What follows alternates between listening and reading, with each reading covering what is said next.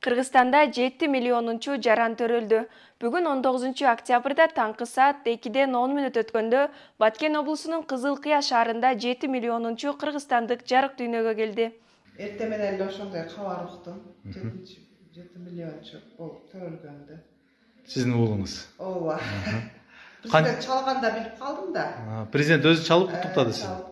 Өлкө башчы Садыр Жапаров 7 миллионунчу наристенин ата-энесин телефон аркылуу куттуктап, балага чын ден соолук, узун өмүр каалады. Ал 7 миллионунчу жаран бүтүндөй өлкөгө бакубатчылык алып келерине ишенерин билдирди. Ымыркайдын ата-энесинин өтүнүчү менен президент наристеге жакшылык деп ат койду.